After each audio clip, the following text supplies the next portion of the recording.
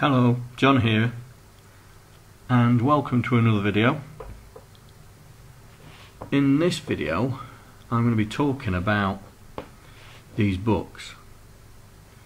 Now, these books played a major part in my youth because back then there weren't, especially in the UK, there weren't many books that talked about how to program games on the Commodore 64. There were more the books were in America with the compute books that were out there. But these two books here allowed me to understand some of the concepts of gaming and allowed me to, understand and convert into machine code some of the games that were in here.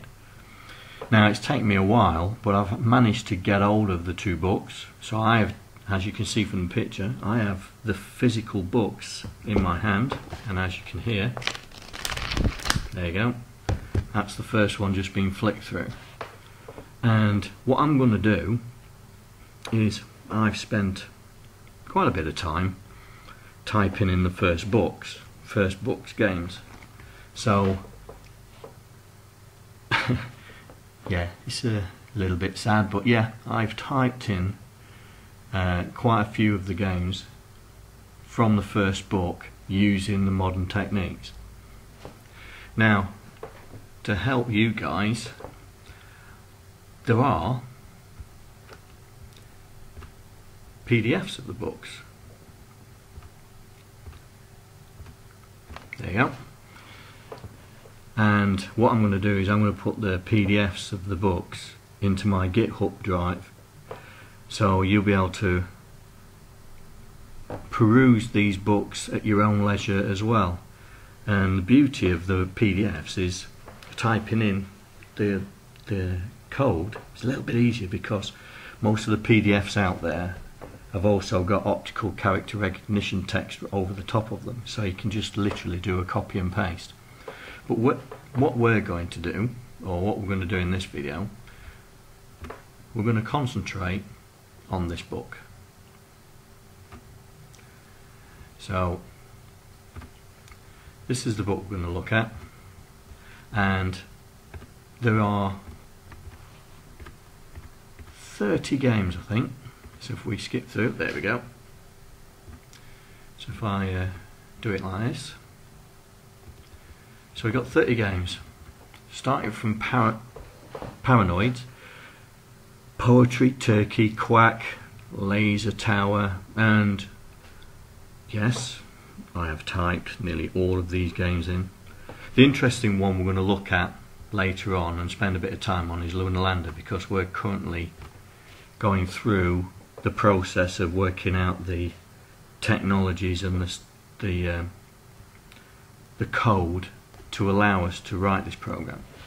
So when we get to there, it's going to be a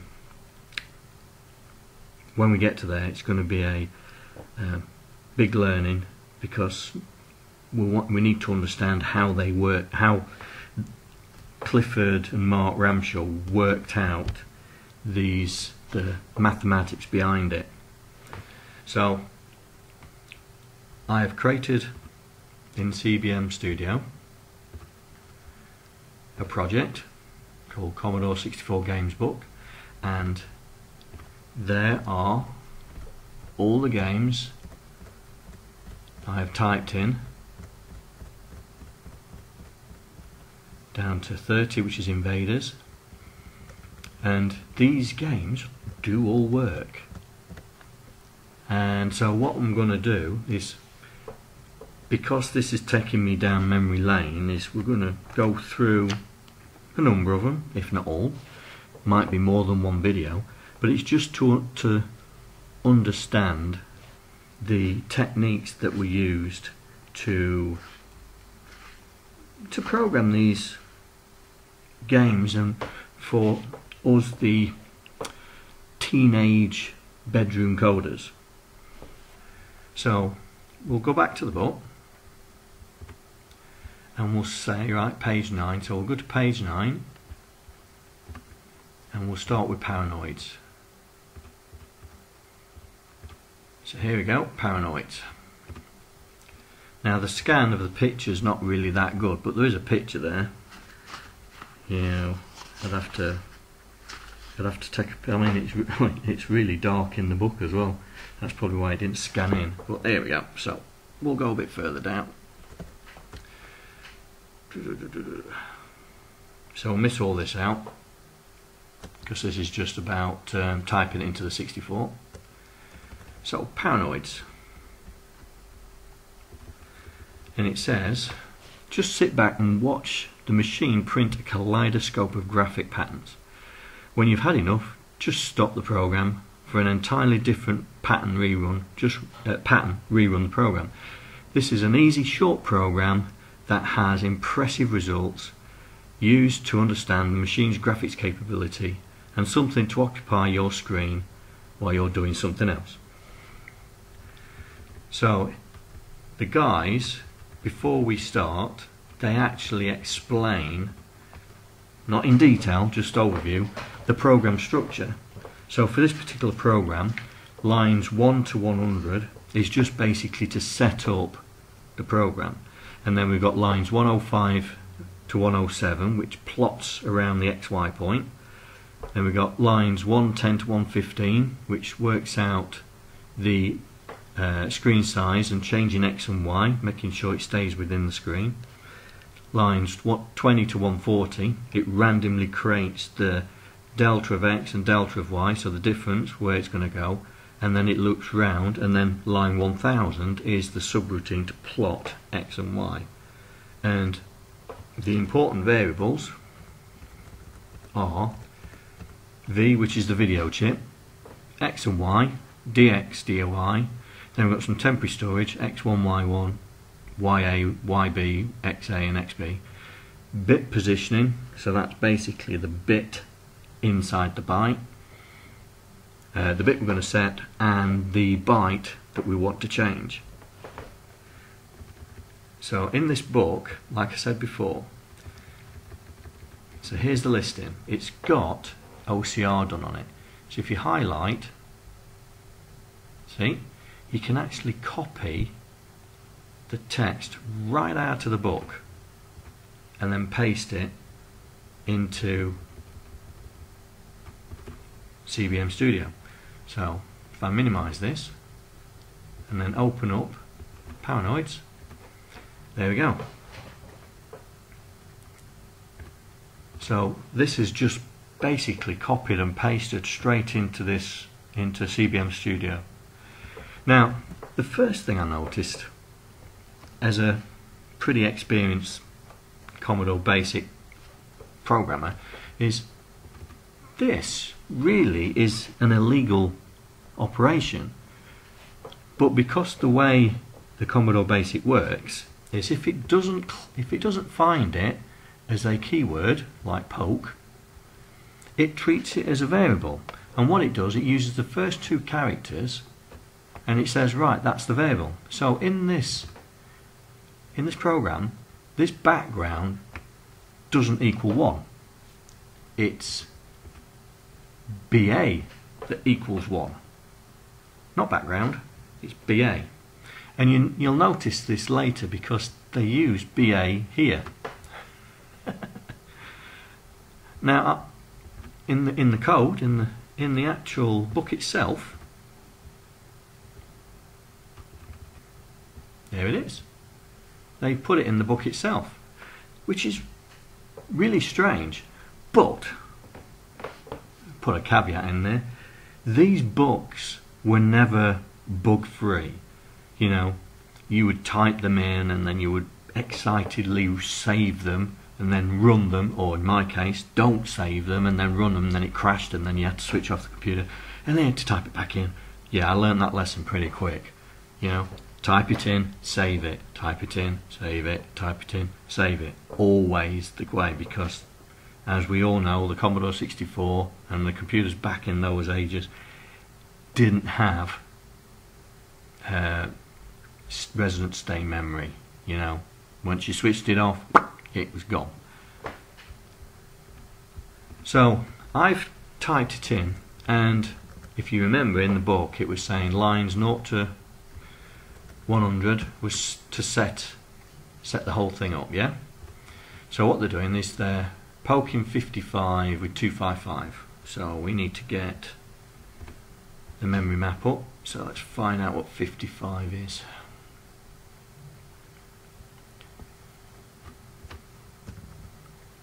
There we go, 55. So that's all. So that's the setting the end of basic. So they're setting the end of basic to 255 and the high byte to 31. So 31, that's going to be 1. Let's see, 31.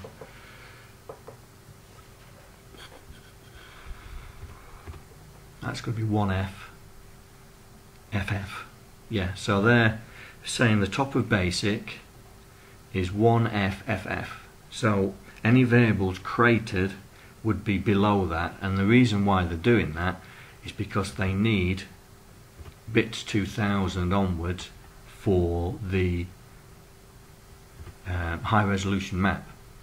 Then they're setting up here, they're setting up a dimension of 7 points, and what they're doing is they're setting up each point to be the bitmap mask. So 2 to the power 7 minus I, so if you start with 0, so it'd be 7 minus 0, 2 to the power 7 is 128, and then 2 to the power 7 minus 1, which is 6, will be 64, blah, and then it goes 32, 16, 8, 4, 2, 1. So they're setting up the bit masking an array. So now they're setting up the VIC chip, so that's the VIC chip start address, so VIC plus 32. So 53248, 53248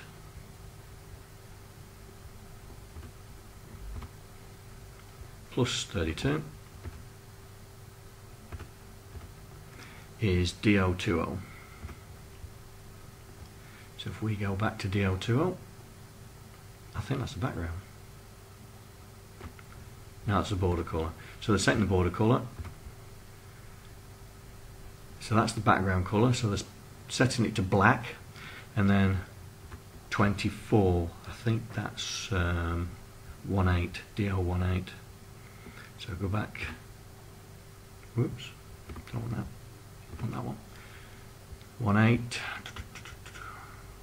I think that's where they're going to set the bit map in. Yeah, so here we go. They're setting the bit map register to, so they're ORing it with 8. So they're ORing it with 8, which is going to be a bit further down here.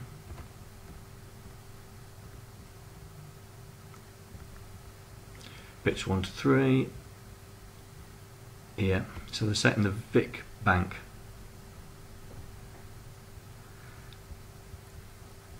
to set it where the memory to show the high resolution. Then they change 17, 53248 plus 17 is 11, DO11. And I think that's setting, and what they're setting that with, ORing it with 32, which is going to be bit 5. Now also it's saying it to be in bitmap mode. So that's setting up the 64, and then they fill the screen with characters, and then they fill where they've set the bitmap bank to be, which is at hex 2000, they fill that with 0. And then what they do is they start in them somewhere in the middle. They work out the difference for x and y. If dx equals 0 and dy equals 0, it tells it to do it again. It copies x and y into x1, y1, then it plots it. And it's down here where it plots it. So ya is equal to the y1 divided by 8. So we're trying to find which byte we need to plot against. And then YB looks like it's works out the remainder. So YA times 8, Y1 minus YA times 8, so that gives you the remainder. So that would give you the bit, and it's doing it for X as well. And then the point is 8 times 1024 plus YA times 320, because it's 320 across, plus XA times 8, because we have 8 bits across, and that is the point to B. So XB is the bit that we need to set, and that's why it uses this array to find out which is the bit for the remainder of that request, and then it pokes it by looking at it itself and then ORing it with the bitmap, the bit mask. So we can run this. So if we run it, there we go. So it's filling the screen full of characters. Now it's blanking out the memory.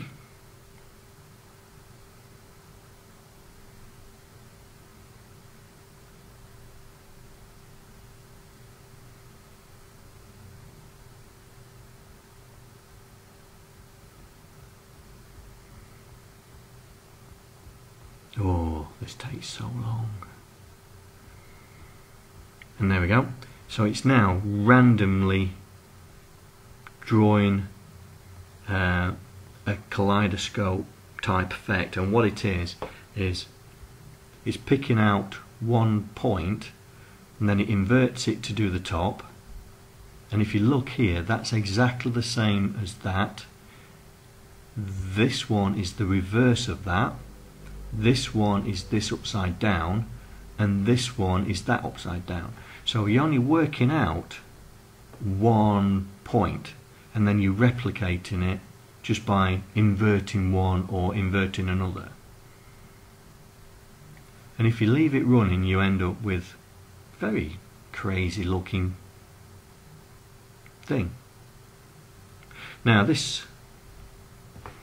so if I stop this,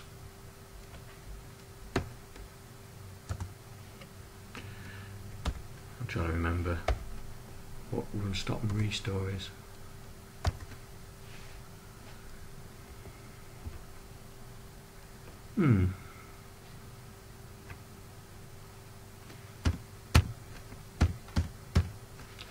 Forgotten what run, stop and restore is.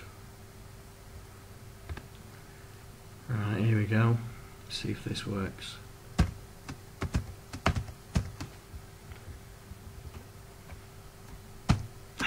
Got it. Caps lock and page up. There we go. So if we list, that is the program that we've loaded in, and we could easily convert this into machine code and do a comparison between the basic way of running it and the machine code way of running it. And what we'll do is I will create a video of doing this converted and see what the difference is. But the main reason I was showing this and done all this is just basically to play, but the main reason is this, for Lunar Lander. So if we go back to the and find the page with Lunar Lander on, high low, sea chopper, flight sim, fruit machine, sea harrier, cats and dogs, horse racing, Lunar Lander. There we go. Now you can't see the picture there, but it's very similar to a certain Jupiter lander, but written in BASIC. So it's for all those budding young astronauts. The surface of the moon is looming closer, and you must control the horizontal and vertical velocities of the module to achieve a feather-like landing. Keep an eye on the fuel gauge at the bottom of the screen, make sure you don't run out, blah blah blah.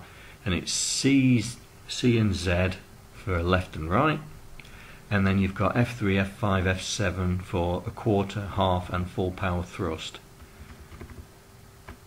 Here's the basic top level understanding of the program, and then we go into the important variables and the sprites that come with it, and then we got the code.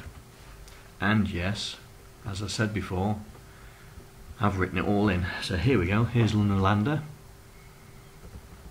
in all its majesty. So we've got, this is a sprite and character information.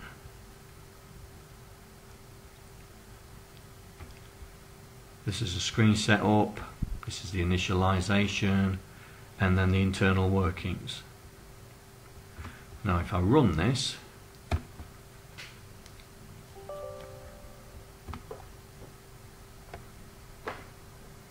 there we go.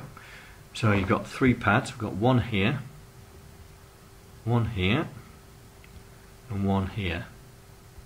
This is our fuel gauge, so I presume this is 0, and our ship's just coming into view right now. So I need to put some thrust on there, but I'm going to land. Right, here we go, let's slow it down. So see, make it go over a bit.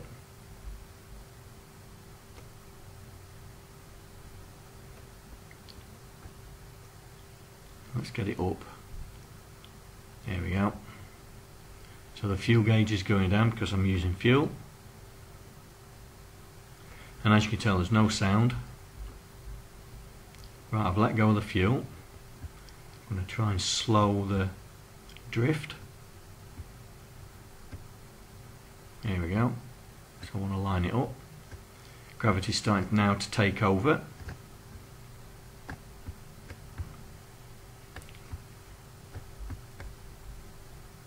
And the only thing wrong with this program is that you can only press one key at any one time. There I'm pressing some thrust now.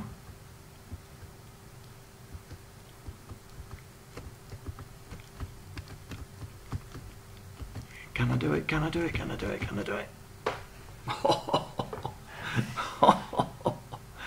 There you go. Oh, and we start again. Just slow it down a bit. See if we can get on that one now. Try the one in the little cave, not the bottom one.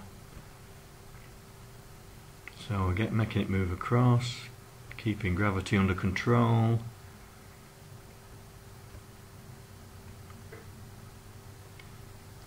It's drifting across quite nicely. Keep gravity under control.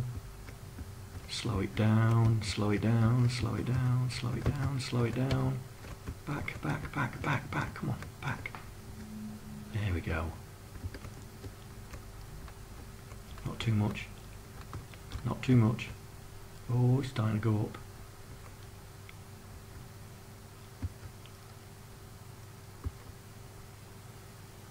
Let gravity start taking over.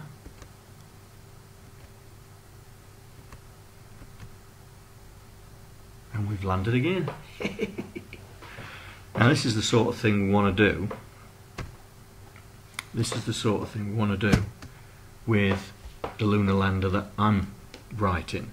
And so what we can do is we can either do it 2 ways. We can write it ourselves, or we can look at the way they've written theirs and understand how they have written theirs and simulate it using our own engine. Well, I've only gone through 2 programs out of 30 in this book, but I'm going to put this stuff on GitHub. I'll put the book on GitHub as well as the project, and so you can download it yourself and mess around. And I'll see you in the next video where we'll look at other programs in this book and see how they work, because like I say, there's 30 of them. Some of them are good, some of them are not so good, and there's even a Space Invaders one. Very basic, but it's partly written in machine code and basic, and this will be the first in the series of going through these 2 books, because I've nearly finished typing in the second book as well. So with that, I'll see you in the next video. Take care. Bye.